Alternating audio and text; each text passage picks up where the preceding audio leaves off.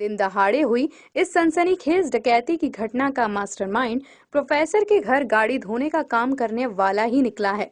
Mastermind ने planning कर ग्वालियर, करैरा तथा झांसी के कुख्यात बदमाशों से डकैती कराई थी। पुलिस ने डकैती में शामिल 10 बदमाशों में से 5 को गिरफ्तार कर लिया है।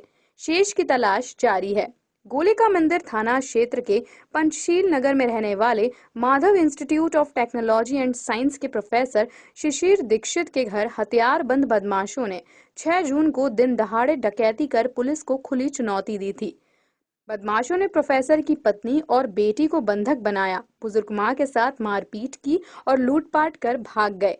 घटना के बाद एडीजीपी ग्वालियर श्री श्रीनिवास वर्मा और एसएसपी अमित सांघी सहित अन्य वरिष्ठ अधिकारियों ने घटनास्थल का निरीक्षण किया और फिर तफ्तीश शुरू की। पुलिस को कुछ इनपुट मिले जिसके आधार पर किसी नजदीकी का हाथ सामने आया, जिसके बाद पुलिस ने सर्चिंग शुरू की और 24 घंटे के अंदर ही घटना का पर्दाफाश कर दिया।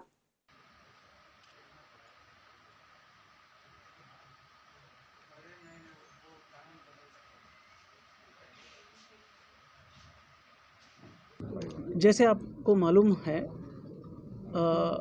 विगत परसों श्री शिशिर दीक्षित जी के घर, जो पंचशील नगर में निवास करते हैं ग्वालियर में, उनके घर में एक बड़ी डकैती हुआ है, जिसमें 6 बदमाश आकर के, जिसमें 3 बदमाश अंदर घुस करके कट्टे के नोक पर उनके परिवार को बंधक बना करके घर में अलमीरा में रखी सोना, कैश और जेवरात डकैती डाल के ले गए।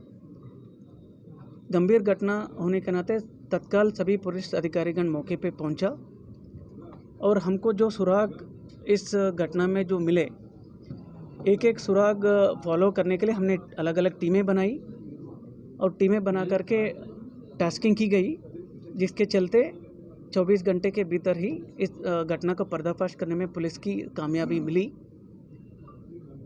मुख्य रूप से जब हम घटना को एग्जामिन किया है, उसमें अहम भूमिका सीसीटीवी फुटेज की रही है, जिसमें एक बदमाश का चेहरा भी हमको फ़ोटो मिला और घटना में प्रयुक्त कुछ वाहनों का डिटेल भी हमें मिले।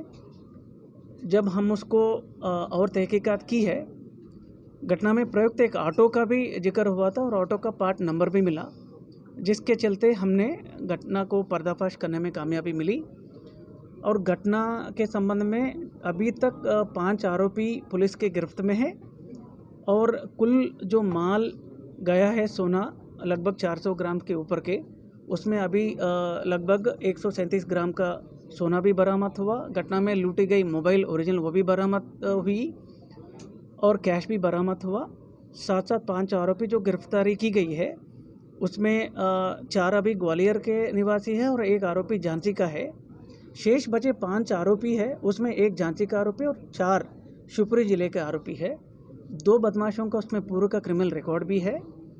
और इसमें मुख्यतः जो आरोपी, हमने जब इन्वेस्टिगेशन किया, क्योंकि हमको शुरू से भी लग रहा था कि इतना आदमी जो जानकार ही होगा, जो इतने प्रिसाइसली जा कर के घर में घुस के उसी अलमारे में जा कर के जो गोल्ड लूटी गई, तो एक आरोपी ये ऐसा निकला है कि जो इन्हीं के घर में, दीक्षित जी के परिवार में लगभग 8-10 वर्षों से उनके कार धोने का जो काम करता है और उसको कभी कभी घर के अंदर जो छोटी मोटी फिजिकल वर्क के लिए बुलाते थे। उसका घर का लेआउट भी मालूम था और उसको ये भी मालूम था कि घर में अलमीरा में गोल्ड रखा हुआ है।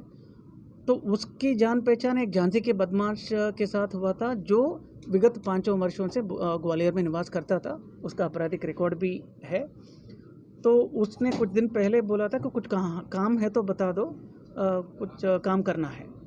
तो जब उसको मालूम पड़ा कि इस प्रकार का गोल्ड रखी हुई है, उसने अपने साथीदारों को और को बुलाया है और फिर वो 2 मोटरसाइकिल पे ये 6 लोग आकर के फिर इस प्रकार का वारदात का अंजाम दिया है।